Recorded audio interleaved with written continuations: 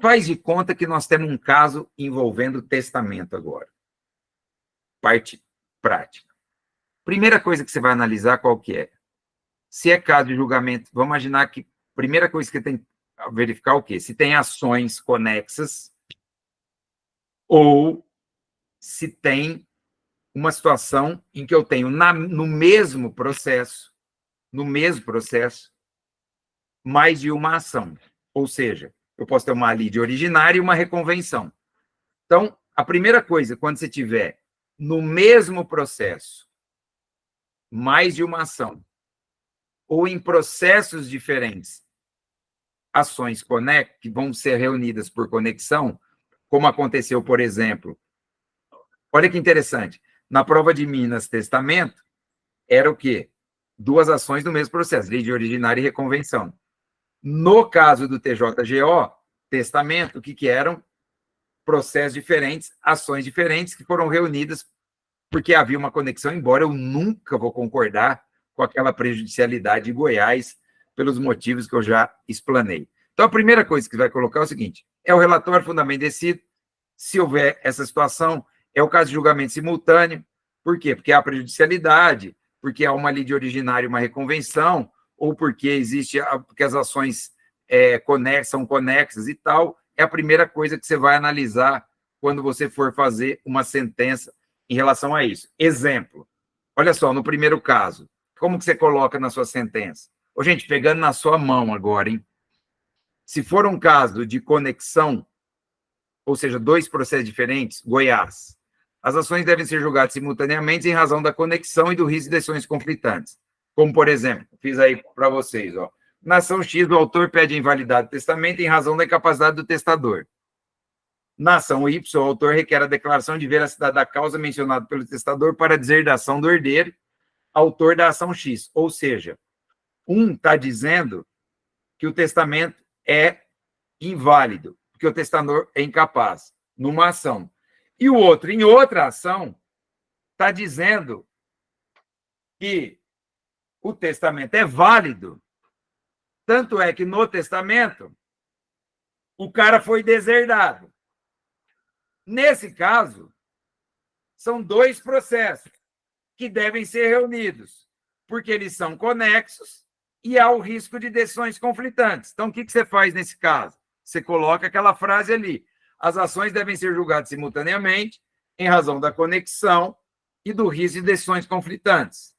Por conta disso aí que nós falamos. Em razão da conexão e tal, as 2 devem ser julgadas simultaneamente da mesma sentença. Simples assim. Agora, se for um caso, Minas, uma lide originária e uma reconvenção. Nesse caso, basta você colocar a seguinte frase. A lide originária e a reconvenção serão analisadas simultaneamente. Nesse caso, eu tenho um processo só com 2 ações. Então, uma coisa é você ter 2 processos e 2 ações, que você vai dividir em capítulos. Outra coisa, mas é a mesma situação, você vai julgar sempre na mesma sentença. Outra coisa é você ter um processo só com 2 ações dentro dele, como é o caso de uma lide originária e uma reconvenção.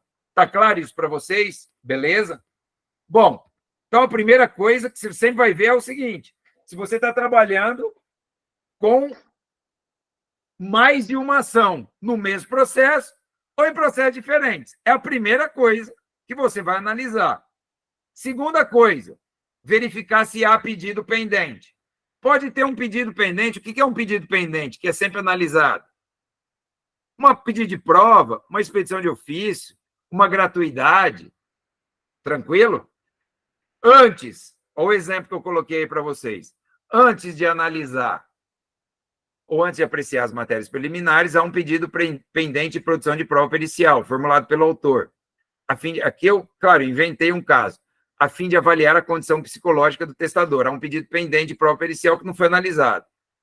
No caso, claro que você não vai converter o julgamento de diligência na sentença da prova.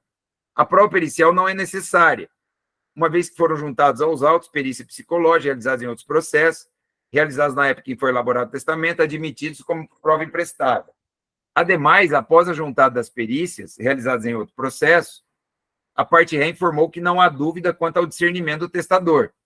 Portanto, não há controvérsia em relação a esse fato. Tranquilo? Assim conforme o artigo 374.3, tal fato independe de prova. Portanto, não há qualquer relevância, motivo pelo qual é desnecessário e inútil. Ou seja, você analisa pedido pendente antes das preliminares. Um bom artigo para ser parâmetro para isso é o artigo 374 CPC. Tem pedido pendente, você vai lá no artigo 374. Porque ele é um bom parâmetro para você indeferir provas. Tranquilo? Você quer indeferir provas, sempre olhe o 374. Só não confunda, como eu coloco na observação aí, o reconhecimento de revelia com ausência de impugnação específica. São coisas diferentes. São situações diferentes. Cuidado. Tranquilo? Bom, isso aí é questão processual que não nos interessa muito. Se analisou se é o caso de julgamento simultâneo? Sim. Tem pedido pendente? Se tem, se analisa. Se não tem, passa batido. Agora, julgamento antecipado. É o caso de julgamento antecipado ou não? Normalmente é. Não teve instrução. As provas, o que você vai colocar na sua sentença? Olha como a sentença fica bonitinha.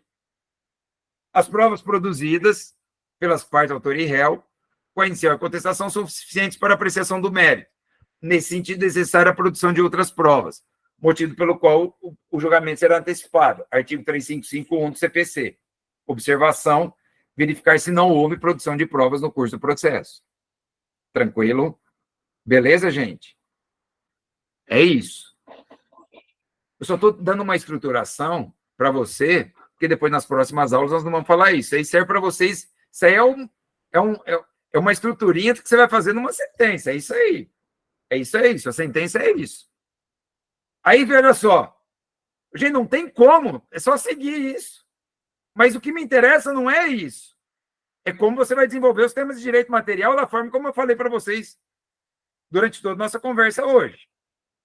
Então, veja só. Se analisou se tem mais de uma ação em processos diferentes ou no mesmo processo. Você verificou o pedido pendente. Você viu se é caso de julgamento antecipado. O que você vai analisar agora? As questões preliminares. Quais são as preliminares clássicas que normalmente aparecem sempre? Incompetência, ilegitimidade. Sempre esse textinho que está aí você coloca. E falta de interesse processual. Beleza? Tranquilo. Você analisou elas. Analisou elas? Analisei. Olha só. Gente, uma sentença civil assim não tem erro. Beleza? Ok? Bom, cuidado com aquelas preliminares que falam que se confunde com o mérito. Tenha dó, né? Se confunde com o mérito, não é preliminar, é mérito. Então o cara fala assim, inépcia da inicial por ausência de provas. Isso é preliminar? Não, isso é mérito, né? Quando o cara está falando que não tem prova, isso não é inépcia, gente. Tenha dó, né? Aí você vai dizer, olha, isso não é o caso de preliminar, porque a inépcia depende desse, quando não há pedido, não há causa de pedir, não sei o que e tal. A ausência de provas é uma questão de mérito, como tal será apreciado. Então, cuidado, porque às vezes vem uma preliminar que não é uma preliminar, é mérito. E aí você explica, ó, isso não é uma preliminar, isso é mérito, e como tal será apreciado. Beleza? Você simplesmente, nesses casos, não conhece como preliminar. Deixa de conhecer a preliminar. Você não vai rejeitar a preliminar. Quando é uma preliminar que não é preliminar, é mérito. Como o cara falar assim, é inépcia, não há. A inicial é inépta porque não tem prova. Isso não é preliminar. O que você coloca? Qual é a técnica que você utiliza? Deixo de conhecer como preliminar, porque essa questão é de mérito, prova, e como tal será apreciado. Tranquilo? Aí como que você termina isso? Você sempre vai colocar na sentença também. Gente, se estruturar uma sentença assim, acabou. É isso que eu preciso de uma sentença num testamento. Não há qualquer outra matéria com caráter preliminar a ser apreciada ou vício processual pendente na ação principal. Acabou, você analisou tudo. Presentes pressupostos processuais, objetivos e objetivos, condições de ação, passa ao mérito. Beleza. No mérito, primeira coisa que você vai analisar, qual é? Primeira coisa que você vai analisar no mérito. Olha só. Primeiras questões prejudiciais. Antes de analisar o mérito, forçoso apreciar a prescrição alegada pelo réu. Pode ter uma questão de prescrição. Por exemplo, imagina uma petição de herança. Beleza? Ou, no caso do testamento, decadência. E aqui é interessante pelo seguinte. Deixa eu falar uma coisa para vocês aqui. Isso é importante. Eu até coloquei no material aí, tem tudo aí. O testamento, ele tem um sistema próprio de validade, gente. Há prazo para impugnar a validade do testamento, mesmo no caso de nulidade. Por exemplo, o testamento conjuntivo, ele é nulo. Porque quando o código proíbe algo sem combinar pena, artigo 166, inciso 7, nulidade. É proibido o testamento conjuntivo, ele é nulo. Não importa se é um caso de nulidade, interesse público, ou de anulação, interesse privado. O testamento tem um sistema próprio de invalidade e prazos de invalidade. A norma que você vai utilizar como parâmetro é o artigo 1859. O prazo para impugnar a validade do testamento é de 5 anos. Cuidado. Contados da data do registro. Que registro é esse? Vamos ver se é bom. Que registro é esse? Vamos ver se você entende alguma coisa sobre testamento. Que registro é esse? Exatamente, judicial, claro. Porque o cara vai falar de registro no cartório, aí eu me jogo daqui de cima. Porque, gente, pelo amor de Deus, existe testamento particular. O testamento particular você registra onde? Em lugar nenhum. Todo testamento deve ser confirmado judicialmente. O registro é o registro de um processo de jurisdição voluntária quando ele vai ser cumprido. Então, o prazo é a partir do registro judicial. 5 anos. Só que, cuidado, para vícios de consentimento, erro, dolo e coação, nós vamos falar muito disso. Vocês viram que eu separei uma aula para isso, para falar sobre invalidade. Vamos falar sobre vício de consentimento, sobre lesão, estado de perigo, invalidades em geral. Nós podemos até voltar nisso. Mas, artigo 1909, sobre quando a invalidade envolve vício de consentimento, erro, dolo e coação, o prazo é de 4 anos de decadência. Qualquer outra situação, não importa se é invalidade ou nulidade. Nós temos aqui uma loucura do nosso Código Civil. Porque o artigo 169 diz o quê? Que o negócio nulo não convalesce pelo decurso do tempo. Não submete a prazo de prescrição nem de decadência. É uma pretensão perpétua. O testamento, mesmo nulo, ele tem a sua validade tem prazo. 5 anos. Tem prazo. 5 anos. Ele tem um sistema próprio de invalidade. Cuidado com isso. Então, quando você for discutir num testamento, que a pessoa está... Não, mas já passou o prazo e tal. Cuidado. Primeiro, o termo inicial do registro judicial, 5 anos.